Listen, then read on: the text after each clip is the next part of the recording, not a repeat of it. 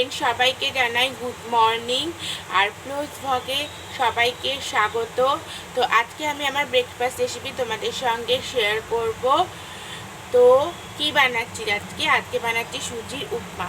আমি ডায়েটিশিয়ানের থেকে ডায়েট নিয়েছি।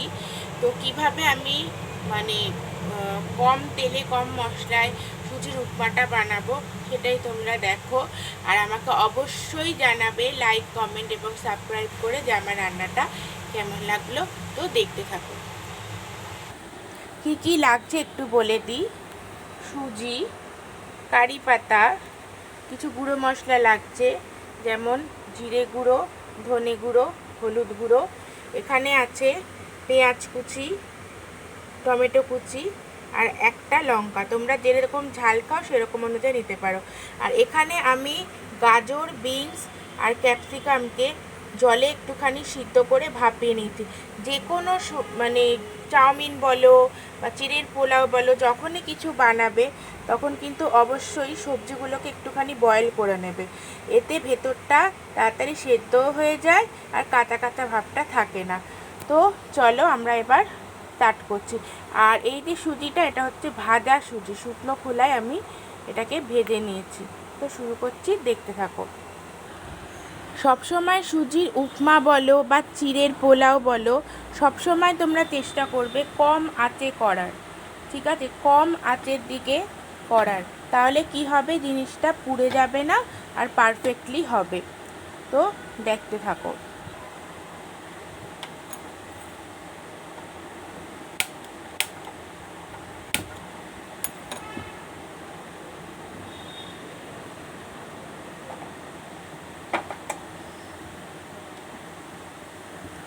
তো তেল আমি এইটুকু পরিমাণ দিয়েছি, এর থেকে বেশি তেল আমি ইউজ করব না, যেহেতু বললাম ডায়েট ফুড।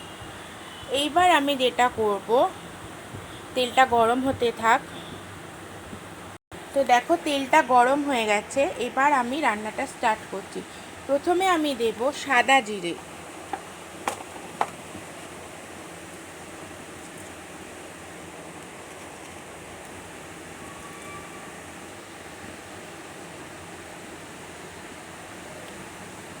এরপরে দেব কালো জিরে,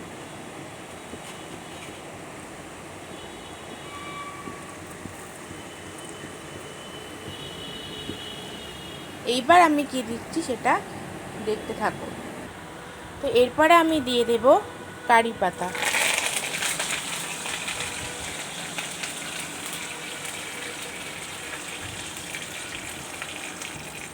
এবার আমি নাড়তে থাকবো।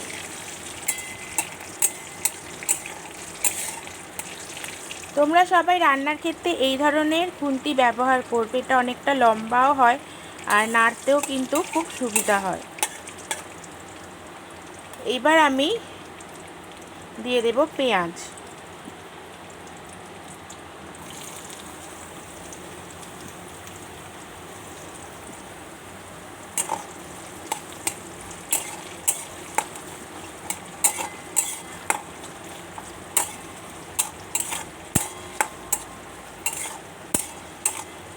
তো হালকা হালকা নেড়ে এবার এর মধ্যে একটু নুন দিয়ে দেব।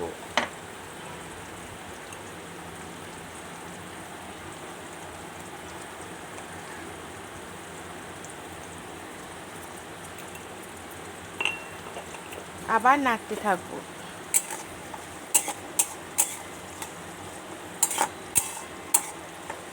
এবার এটাকে আমি চাপা দিয়ে রাখছি, যাতে পেঁয়াজটা একটু লাল লালভাবে ভাজাটা হয়ে যায়। আসছি 1 মিনিট পর। তো দেখো পেঁয়াজটা কিন্তু অনেক হালকা হালকা ভাজা হয়ে গেছে, বেশি পুড়িয়ে ভাজার দরকার নেইও। এইবার আমি দেব টমেটো, টমেটোটা দিয়ে এবার নাড়তে থাকি।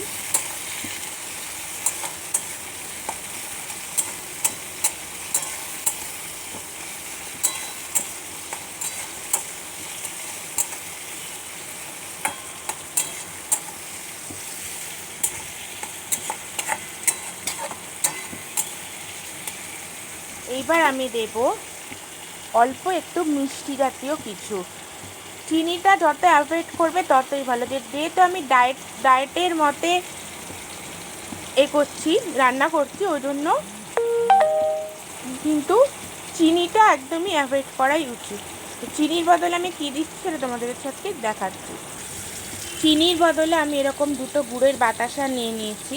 তো বাতাসাটাকে একটুখানি ভেঙে আমি দিয়ে দিচ্ছি। বাতাসা এমনিই গলে যাবে, তো এবার নাড়তে থাকি।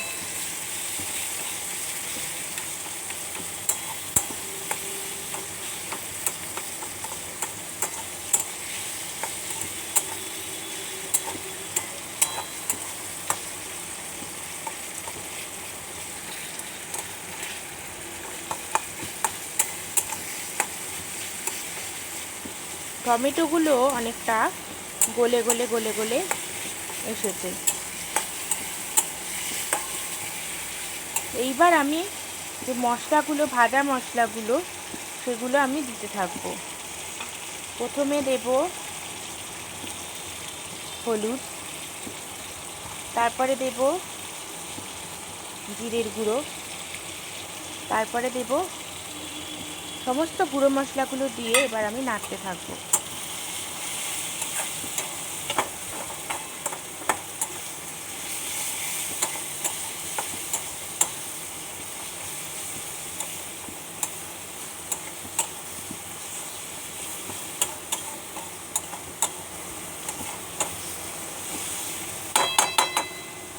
এইবার আমি দেব সেদ্ধ সবজিগুলো।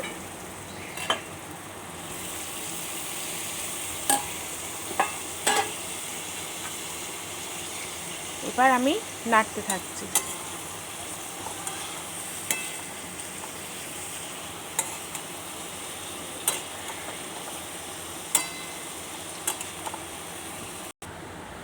তো দেখো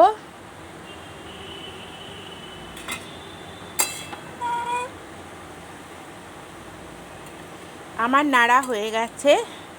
এইবার সমস্ত মশলার সাথে মিশিয়েও নিয়েছি আমি। এবার যেটা করব, সুজিটা এর মধ্যে দিয়ে দেব। দিয়ে এবার সব কিছুর সঙ্গে সুজিটা নাড়তে থাকবো। তো দেখো বন্ধুরা, সুজিটা নাড়ার পর কিন্তু এরকম দলা দলা পাকিয়ে আসবে, আর তখন সেই মুহূর্তেই খুব সামান্য পরিমাণ জল মানে কিন্তু পুরো ফুল গ্লাস জল না, হাফ গ্লাস জল কিন্তু এর মধ্যে দিতে হবে। বুঝে বুঝে অল্প অল্প অল্প অল্প করে দেবে, বেশি জল নয়। এবার আমি এটাকে নাড়তে থাকবো।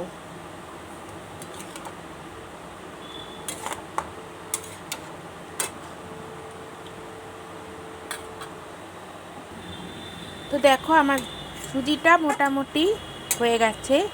এইবার আমি এর মধ্যে দেব লঙ্কা কুচি,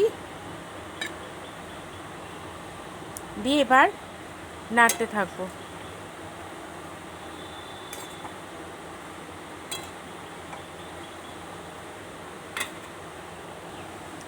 এবার আমি দেব চানাচুর, কারণ দেখো অনেকের বাড়িতেই বাদাম অ্যাভেলেবেল থাকে না, তো সেক্ষেত্রে আমরা চানাচুর অ্যাড করতে পারি, খেতেও বেশ ভালোই লাগবে। তো আমি চানাচুরটা দিয়ে দিলাম। দিয়ে এবার গ্যাসের ফ্লেমটা নিভিয়ে দিয়েছি। এবার এই চানাচুরটাকে মিশিয়ে নেব।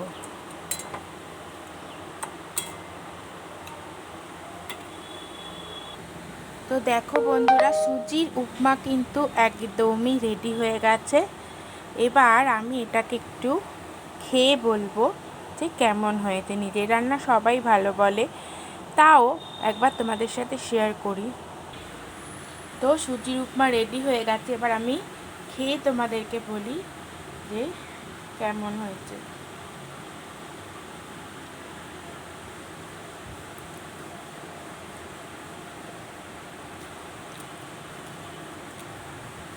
সত্যি খুব ভালো হয়েছে।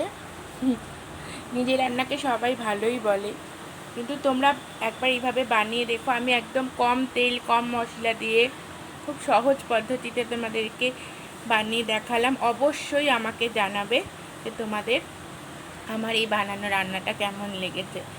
তো অবশ্যই লাইক, কমেন্ট আর সাবস্ক্রাইব করে দেবে। আর সবাই খুব খুব খুব ভালো থেকো।